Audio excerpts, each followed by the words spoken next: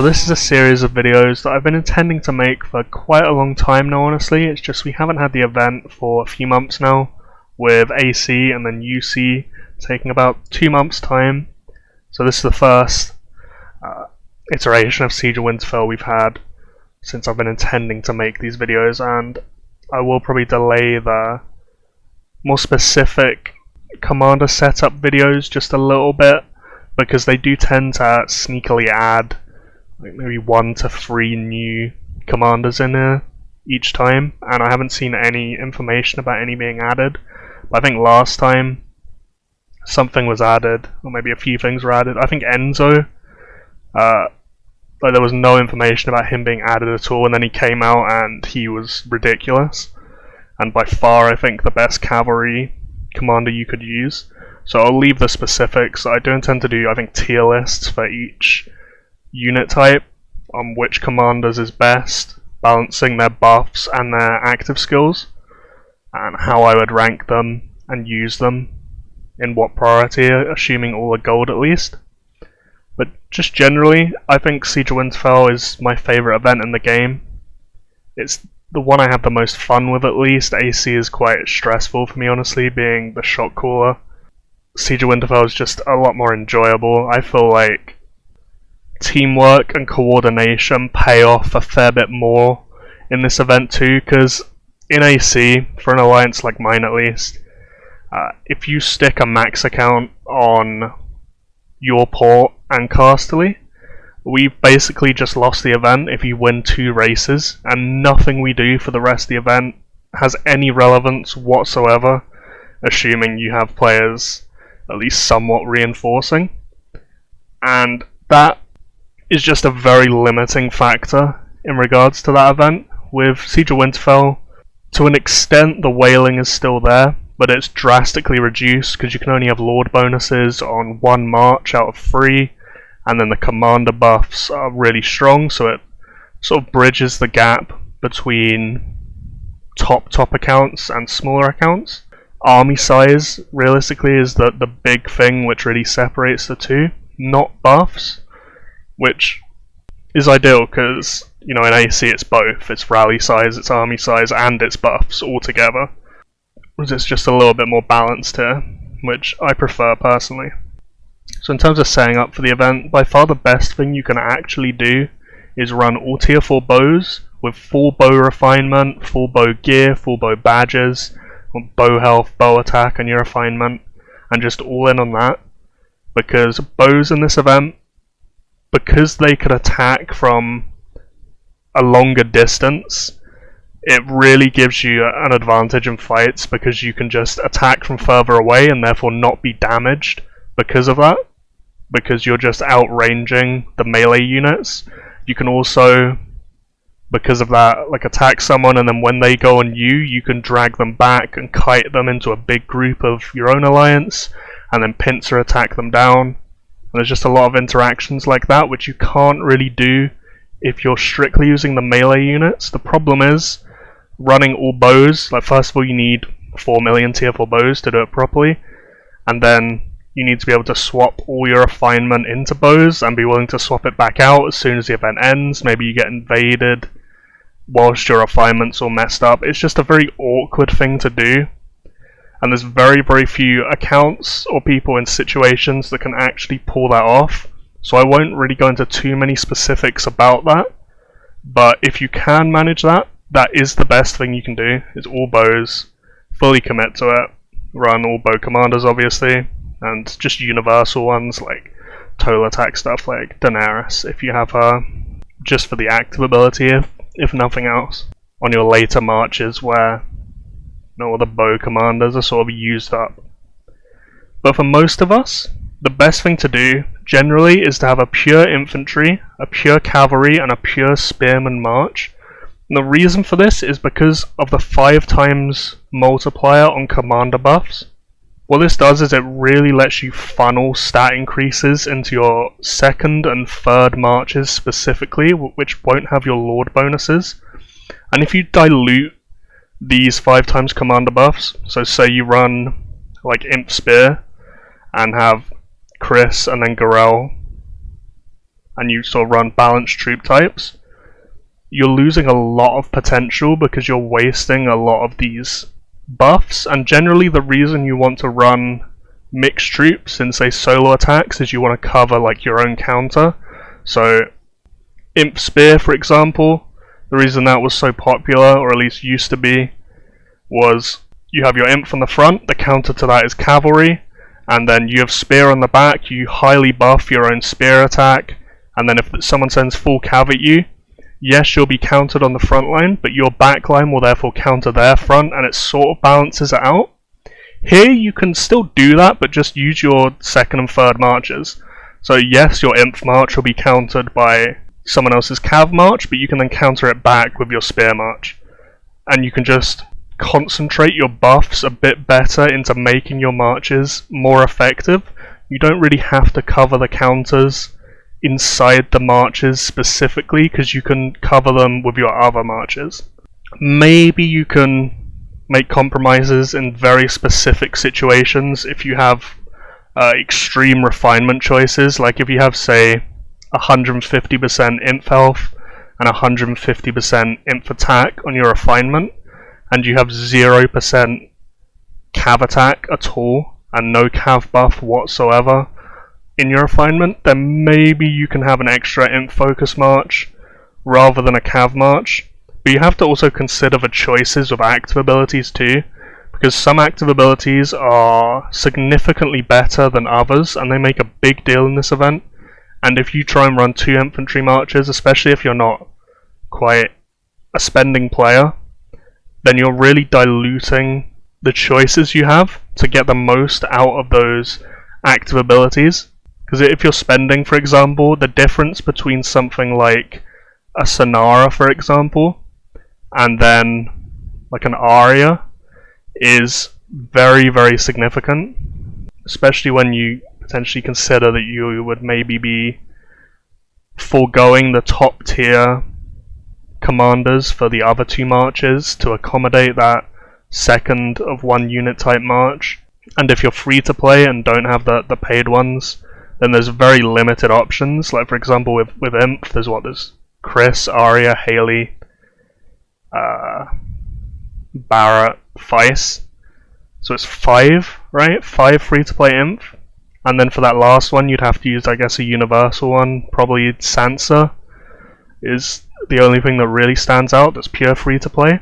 So you're using the 2 worst free to play infantry commanders plus a commander which will buff your infantry for nothing. That's a big compromise, and your refinement to justify that would have to be insanely imbalanced towards infantry and contribute nothing towards another unit type to be able to make an argument for that being the best choice for your situation. There's no one rule for all though. Like, if your account is in a position where it just makes more sense to you to run 2 of one unit type and then 1 of another and just skip the third, then go for it. This is just my thoughts on it, at least, and how I'd approach it. Total buffs generally also lose a lot of value here because of that 5 times multiplier.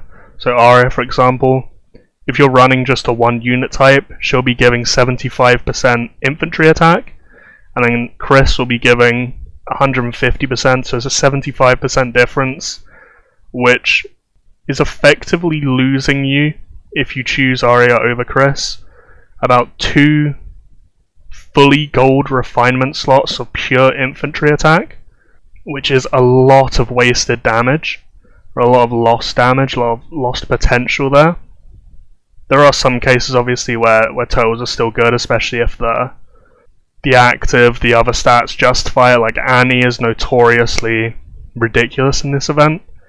I think a lot of the more recent additions, like all the commanders of bleed effects, so Jaime, Sonara, all of those that have been released are ridiculous, and they have total attack, but the active ability justifies it and makes it a worthwhile trade-off still. Plus they have the high defensive stats anyway, which sort of invalidates it because it's not pure total stats. But something like Seg, where it's pure totals and he doesn't funnel the stats into just 1 unit type, he does lose a lot because of that.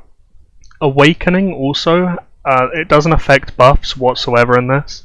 So if you have Gorell at 4 stars, all the added buffs he gains from Awakening will not take any effect in Siege of Winterfell. The only effect it has is army size, which admittedly does make a big deal, especially when army size increases aren't involved. 10,000 army size from rank 8 to 10 is a very significant jump. So there is still value in Awakening, but the stat increases and the 4-star ability, if you have that, won't mean anything in the context of the Siege of Winterfell map. That's the general overview of commanders. Like I said, I'll get into the specifics of all of them for each specific march in following videos in a few days. For the rest of setting up your account for it, your Lord will only affect the stats of one march, remember? So the conventional badge setup is something like this, where you have like maybe health badges, total attack badges if you're really high spending, or whatever in that first slot, defense badges if you don't have access to any of the paid content. But the standard is to run the mixed attacks, so you always have cav attack, inf attack, spear attack, and then just that on every single slot all the way through. If your Lord March was a spear march, for example, all the inf and cav attacks here would be totally useless. So you want to ideally, for just convenience sake if nothing else, ideally have presets to be able to swap your gear and badges to all one unit type. So if my march was spear, for example, it would be this. They all full buff spear as much as possible, and then the badges would be this. You might have to do this manually if you really want to min-max it and you don't have the presets, but as you can see, no inf attack, no cav attack, it's just only spear and health, or total stats at least. I don't really have total attack badges, I'm too poor. Subscribe to my OnlyFans. Luckily they've walked back on their decision to remove sexual content, so I'm still in there, luckily enough. But yeah, only spear stats, only total stats. All stats not relating to your Lord March, totally irrelevant. You'll also want to do this with your talents too. So inf attack, cav attack in this context will be useless to me. So I'd want to just have only the totals and then all the spear attacks all the way through. And there'll be excess talent points which will just be meaningless. But that's fine, that's what you'll want to do with that. I think that's pretty much everything in terms of setting your account up for it. I guess there's refinement. So the best stat by far in Siege of Winterfell is army size. I've done a video on this before explaining why army size is better for solo attacks, or I do a lot of maths relating to that at least, and army size quite easily pulls ahead, even at large army sizes, when it starts becoming, say, like 40k army size in solo attack situations, and you'll easily reach that 40k mark with an army size increase in live PvP. But here, even though army size increases don't work, you actually get effectively like a 200% army size increase in terms of just raw value on the Siege of Winterfell map.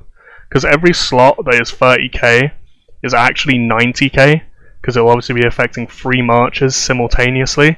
Whereas if you have, say, spear attack, that will only affect your spear march, so there's no added value from spear attack whatsoever. Total attack will hit 45% stats, so total attack and arguably reduction, especially if you have a lower army size, will be better than the single line attacks. But the main point is army size is king. Army size is by far the best stat you have there to increase your elimination points, your value in fights in Siege of Winterfell. It's another reason why I think the stat is by far the best option available to you in refinement. It's just so good for events. So I would try and get army size on every single slot. Obviously AC isn't going on, UC isn't going on, so you can roll out of rally size if you're a rally leader, for example. At least if you really want to all in for the event and you're not PvPing too much on the world map. That's what I've chosen to do right now. Now I guess I could probably show a few things in the battle experience tab. just as a few general notes. It doesn't let you control too much in here, so I probably won't be able to show as much as I'd like, but I can show a few things. Because I know, especially of some of the maybe less like tech savvy members of my alliance at least, even just controlling troops and stuff was a bit of a stumbling block, I'd say. So when you load into the map, every time you're going to want to set up free presets for your free marches, because this will help you get out of base so much faster throughout the rest of the map, because when you die, you're going to want to get out of base as quickly as possible and get back into position to help your alliance. And if you're there fiddling with your commanders and your troop counts, and then you do it for the second march and the third march, it just takes ages and it's so much unnecessary time. So you're going to want to set up your free commanders here. There is actually importance to the sequencing of these commanders. So this middle one will actually use their active ability first, and then I believe it's the one to the left and then to the right. But the general rule is you'll want the commander with the best active ability in the very middle here. So with something like Annie on your spear march, it's always been very popular to have Annie in the middle here, so she gets her heal off, because it's always been so high value. I know there's some commanders like Daenerys has become quite popular because her active ability is ridiculous, but very few people actually have her in higher rarities to make the stats good. So if you want to use her strictly for the active ability, you want to put her in the middle here, because she'll cast it earlier, obviously, in the sequencing. So you'll put your free commanders here, in whatever order you think's best, and then suit your troop counts to be one unit type according to those commanders, and then you'll click save, and then I think you sort of have to double click and then it will save, and then you can click march, send it out, and then when you come back to base you'll just load this screen up and then click load preset, click it there, and then it'll let you march out with the pre-saved commanders and troop types. And you'll want to repeat that process for all three of your marches, obviously. In terms of when your march is out on the map, generally, especially when fighting is very chaotic, the most normal thing to do at least is to click this select all troops button to the side. There is a keybind to it there too, which you can use potentially. I just click it. So when it's really chaotic, you'll just click that and then click on the target, and then all three of your marches will all go to the same spot or attack the same target. You can, however, min-max this a little bit more. So you can individually click the free marches. So if you want to maximize your damage a bit more, you could say click on your infantry march and then search out on the little Lord sign up here, or the main commander in the march, because most people do this same concept, at least the alliances I face, where it's just the free mono unit marches. So you take your inf march, search for maybe like a Gorel or just any spearman commander, and then right click that, and then click your second march, say it's a cav march, and then search out for a Chris, a Seg, and basically just stick each march individually on something they counter. And if everyone does this in your alliance, you'll be able to squeeze a lot more damage out from doing this. It is just very awkward to keep on top of. It's basically impossible if you're running multiple accounts. And if it's really chaotic, like in most big alliances, the armory rush off the start tends to be at least like 50 accounts versus 50 accounts, which is, what, 300 marches in total in one spot. Your screen will be lagging so much, you won't be able to do that, and you won't be able to click on what you're trying to click deliberately either, because it's just such a mess. So generally just the select all troops, right click, and just pray. That's sadly the best thing you can do in those situations, but where you have a bit more freedom, there's a bit less chaos on your screen, you can min-max it per march a little bit better. I think generally for Siege of Winterfell, in terms of setting up and little tips on navigating the map, that is pretty much everything that I want to get into at least. And then I'll follow up with the videos about what commanders are best for each of those mono unit marches, and why, obviously.